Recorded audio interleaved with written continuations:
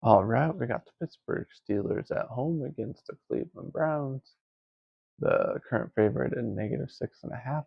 This is in Pittsburgh, so the spread is still staying up there. The Browns, whew, man, they beat them in Cleveland just a couple weeks ago, and it was a wild game and had a lot of snow there. So hopefully, if you're the Steelers fans, being home and maybe not having to deal with that will make this a different outcome.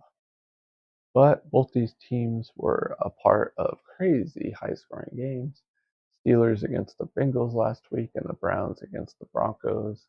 Winston throwing that pick six near the end of the game that sealed it for the Broncos, and Russell Wilson throwing for a record day.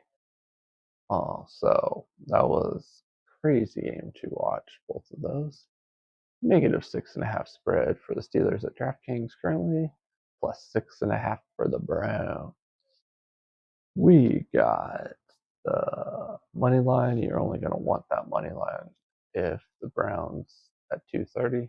If you think they can pull this off again in Pittsburgh, though, and the Steelers -285, so it's probably more parlaying it with other teams you believe that are going to win. But in NFL, favorites lose the most in this sport, so you never know. Favorites have been good this year, but the last few weeks definitely ticking down and leaning toward the dogs. We got 27.3 points per game on offense for the Steelers.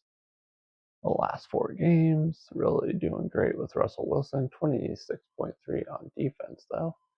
Really giving up a lot of points. 20 on offense for the Browns, and 30.5 on that defense, especially when they are on the road. Jim Schwartz needs to get his SHIT together. 253 on offense passing yards per game for Steelers, 222 for defense, 321 though for the Browns. You're playing with fire with Winston. Does a lot of good things, but he really tries to thread the needle when throwing the ball, which is good in a lot of cases and gets a lot of yards, points, but it also leads to like that Broncos game where you get pick sixes. So Browns defense again 262 though. Yeah, if they had a better defense, this would be a whole different game here. Todd Bowles had that crazy good defense for the Buccaneers back when he was just a D coordinator and Winston was the quarterback before Brady got there.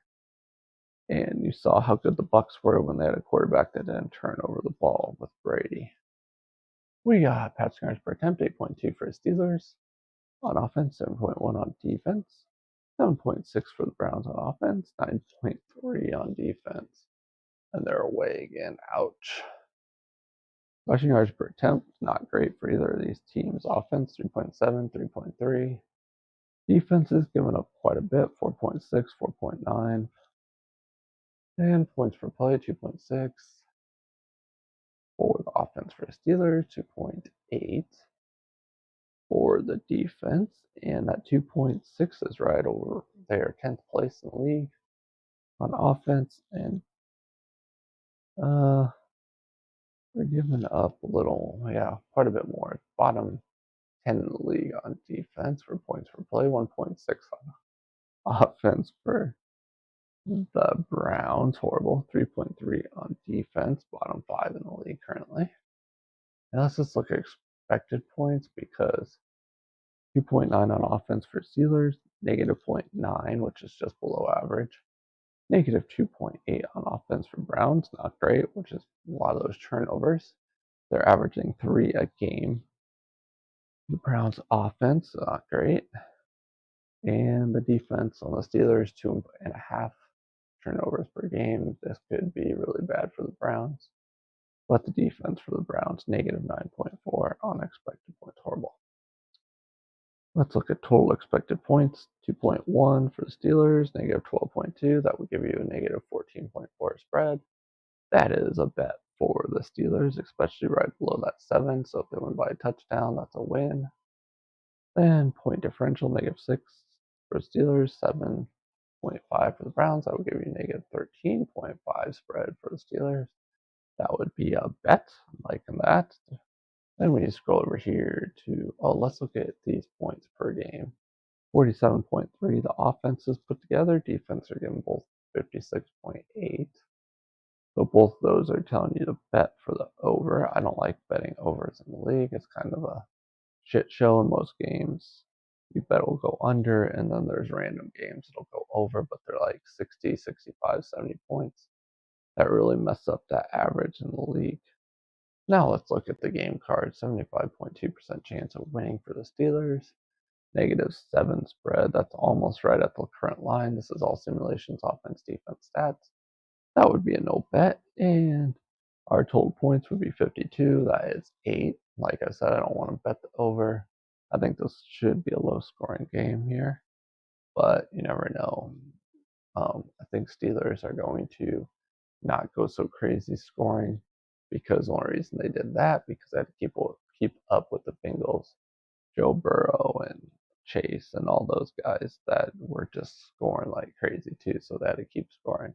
I think they'll just keep their foot on the gas just enough to run the ball, pass enough, and um, get rid of a lot of that clock, so they don't have to worry about any craziness here.